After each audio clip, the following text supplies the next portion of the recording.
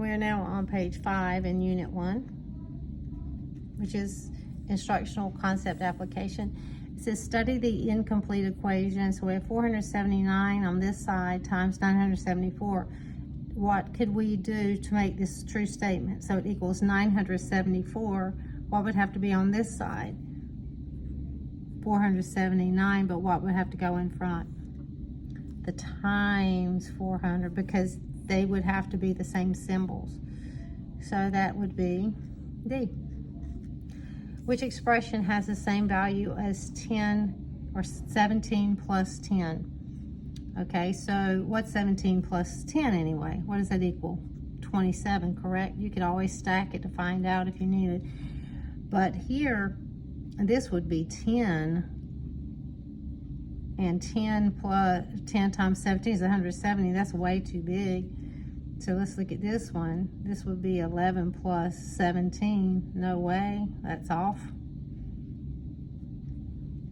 And 18 minus, we got to do this in, so this will be 11. So what is 18 minus 11? 18 minus 11 would be 7. That one can't be it either. And then this one is 19 plus 8. That's like, that's the same one, doesn't it? All right, D, another D for us. Marco plays a card game in which he matches equivalent expressions. He selects the cards shown. So we have this, and then we have this. Which card matches the card Marco selects? What is repeated? So if we think about it like this, we could do 2 times 3 plus 5. Now, would that be the distributive property? Okay, 2 times 3 plus 2 times 5. That's exactly what that is, distributive property. So let's find that one that matches. I have to be very careful about that because they look like they're close, but that's the one. This one looked like it could have been, but then right there, that has to be addition sign. All right, now let's look at the next one we have right here. So this next one, David writes the expression 6 plus 4 plus 5, which is not equivalent to the expression David writes. Okay, well, 6 plus 4 is 10 plus 5. Okay, and that equals 15. And then you have 5 plus 10 plus 5 is also 15. So this one is a yes and a yes. So 6 plus 4 is 10, and 6 plus 5 is 11, and 10 plus 11 equals 21. So this one can't work. And then what's 6 plus 5? That equals 15, so that's a 15. All right, moving on. So now let's look at number 5. It says 4 students each write an expression or an equation to illustrate the distributive property. All right, it will be 3 times 2 plus 3 times, which student's equation is correct? Well, it's definitely, that one can't be right because they're adding in there every time.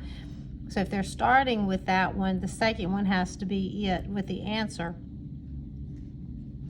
So if we end up with 3 times, okay, we have to do this in the parentheses first. So 3 times 10 would be 30. So whatever is on this side has to equal 30. But it would be 3 times 2 plus 3 times 8. That looks like that's going to be right, doesn't it?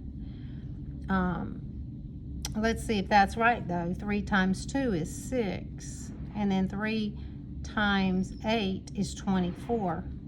So 6 plus 24 equals 30 like it is on that side. So Bella is looking good. So in this case, you just have to do what's in the parentheses first. This is the distributive property, and it's the only one that looks like it is done. Let's look at Drake. 3 times 2 plus 3 times 8. 3 times 2, that's addition sign. It has to be an addition sign in there. That's what the problem is. So Bella's the only one it could be.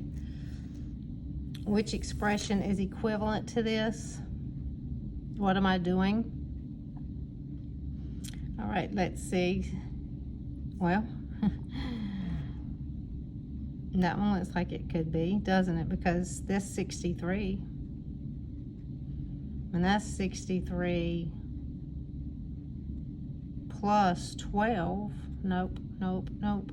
You could always do the math to find your answer, couldn't you? 63 times 7, nope. 63 times 10 plus 2, so 63 times 10 is 70 plus 2 is 72.